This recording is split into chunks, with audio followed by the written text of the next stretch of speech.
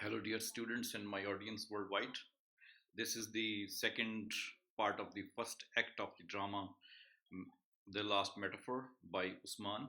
This is one of the parts of the Pakistani literature and included in the syllabi of Pakistani literature in Pakistani universities.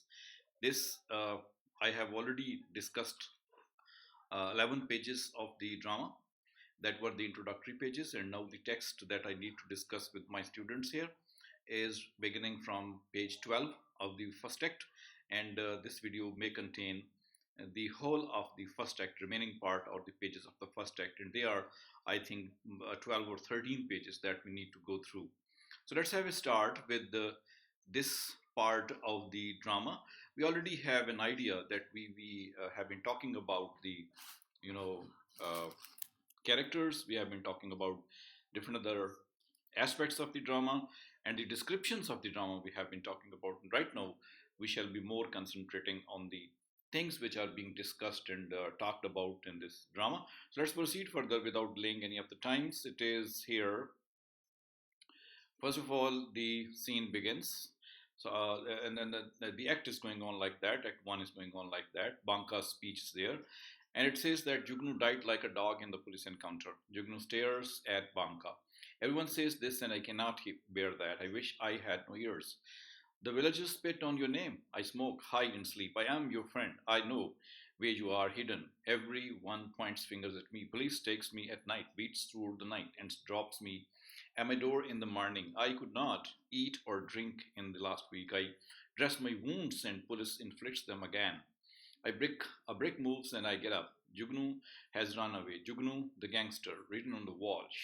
Sheru, a group of boasts that they have put a bullet into your spine. Jugnu stands up and goes to the sink and begins to wash his hands and face. What is this, Jugnu? Banka turns and looks at the folded white sheet, pauses for a while, turns. The whole gang is starving. Spirits are broken. Police is searching for you everywhere. I have come for the last time. Spies are scattered all around. Last time, remember, we are nothing without you. You are a leader.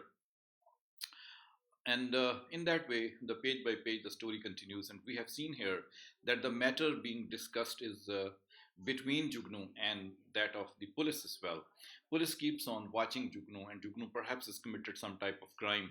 And it is being said by Banka that everything is going against him because people are asking about him and people are saying that he is a kind of robber, dacoit, and the gang leader, the gangster is there, and some body which is wrapped up in the white sheet may be creating some trouble as well, and that is why Banka is trying to highlight this situation. So in this way, another aspect of the drama, that Jugnu is being suspected of certain wrongdoings and is being labeled as a wrongdoer, that also comes forward to us. And here, something else is being discussed by Jugnu. A bank is waiting to be looted. I spoke to the security guard. He suspected me first. I promised refrigerator. He was worried about the marriage of his daughter. When I assured him he agreed, he has promised and given 1 week. The doctor you shot was an influential man. His elder brother is a personal secretary to the minister. He supported him in the last election. He gifted a bulletproof limousine 5 months ago. He owns 200 acres, a rich and influential person. The minister cannot say no to him. That tout told me, Jugnu, I'm telling you. He moves forward. The folded white sheet looks at Jugnu, touches with the right foot, and laughs loudly. What is this?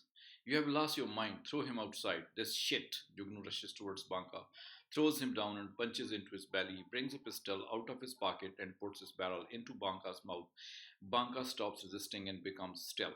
So this passage is again highlighting one of the significant things about the Pakistani society, where things are not all the time going in good way. For example, here what we are finding is very interesting, that the political situation in Pakistan is being discussed. That whoever the people are fighting and contesting elections, they are supported by certain groups, and as a result of their support, they have to maintain good relationship with them.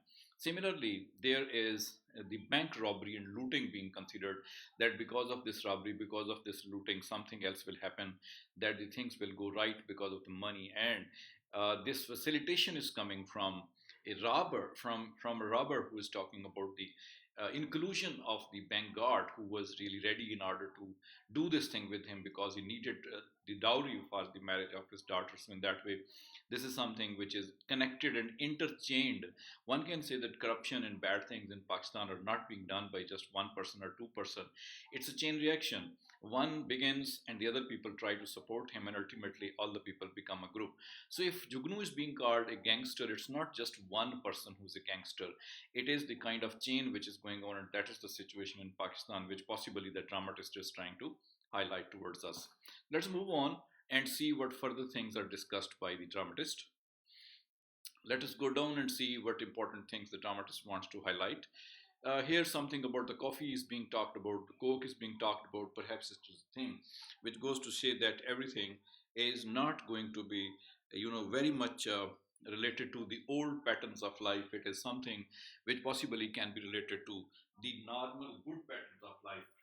This thing is very much important here, that coffee and coke are being talked about rather than talking about some old thing, chai or something like that. It's being talked about. So therefore, the thing is significant. Yes, before we go further, let's have a few understanding of the more pages. For example, I have here turned some pages, their color into green so that we can have a good view of the things which are important to save over time. Like this paragraph says that I came to bring you back, but you do not answer. What happened after the robbery? So this thing connects back to the beginning of page 12, where robbery was being discussed and robbery would take place, and the question is being asked how much and what things are happening after the robbery.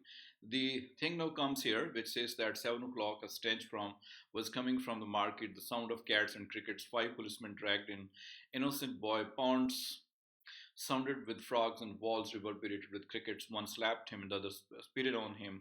The rest asked the boy to say loud, "May all the drug addicts be damned." Banka takes off his mask, stuffs it into the left pocket of his trouser, goes to the sink and splashes water on his face. One boy said the line, but the other remained silent. The other was being slapped. Banka rubs his hands and face with a bar soap. The road was littered with empty bottles and dung. They made them stand in the van. Banka splashes water over his face and wipes it with the towel. Banka takes down the umbrella, opens it and closes it again and again. The van drove slowly for all the people to watch. The boys. Banka sees into the mirror, and Combs is here. The van stopped and a man from the crowd climbed the van and spitted on boys. Banka picks up scissors and begins to cut small hair from his cheeks. One crow was sitting on the electric cable above the crowd. The necks were tied. The van was of blue color. One light was broken. Bunker puts the scissor on the sink and looks beneath it where water leaks from the drain. The road was untarred. A heap of the trash was set on fire. The dust spurted the policemen. Shops were opened all around. People had come out to watch the show. Banka goes to the kitchen and returns with the rough cloth, a cheap theater without tickets and curtains. The first act, the shirt is taken off. Banka tightens the cloth around the train and knots it to edges. The second act, the hands are tied, and third act, they are slapped. The fourth act, the spit. The fifth act, the slap at end. The audience claps. Banka stands up and notices a bottle of petrol under the sink. He sits down again. No panic in the eyes of one boy. Resignation, not submission. Acceptance, not. Protest. Banka opens the lid of the bottle and begins to smell it. Vendors surround it. Theater. The crow flew from the cable. The second boy was shivering. One was looking up, the other looking down. The sky was full of stars. He puts the bottle down, picks up the logs and cries and carries them to the pit. Light in the sky. The moon was complete. One boy had a mole at the bottom of the neck. The other boy had a white line on his wrist. The one wore the red shirt, the other a black one. Their trousers were of the same color. One had red trouser and the other had red trouser too. A man worried about others. I can survive. I'm a mechanic. Okay. Let's first talk about these things which are being talked about. The two boys. As the whole scene we have read, we come to know that the police has come in order to pick up the two boys from the street. These two boys are picked up by the police, and everyone is watching that the boys are being picked up. And these boys are put into the van, and the van is driving away. Somebody enters into that van as well, and that person spits on the face of the people, and one boy is slapped also, other boy is also slapped, and some lines are told to them that they should speak these lines, otherwise they will be slapped again and again. So this is here the usual way of the police to pick and lift the people, young people or old people, and after that there is no news of them. Nobody goes to cover them. Especially we are told about the behavior of the people who do not come forward in order to help the boys, and rather the boys are taken up by the police, and in one way or the other, whatever they are wearing, red or blue shirt or whatever clothing they are doing, whatever the things they are doing, the ultimate result is that both the boys disappear. So that is the way of the police talked about in this paragraph. Not only the robbery is discussed in the previous section, but here also how after the robbery, instead of catching Jugnu, instead of catching his people, two young boys are caught up and they are punished. So that is happening in the country, according to the dramatists, that in Pakistani society, one is doing crime, but the punishment is coming to someone else. One is doing corruption, the punishment is coming to someone else. Justice system is like that, police system is like that. So it's a clear-cut satire, clear-cut irony, and critical comment on the society's behavior towards the people, towards the young people, especially those people who have no one to go behind them, no one to bribe the police, and no one to get the students or the people released from the grip of the police. These things are happening ultimately in the society, and that is being discussed and criticized by the dramatists. Let us see more into the drama, what is going on, and for this purpose, we need to go to the text once again.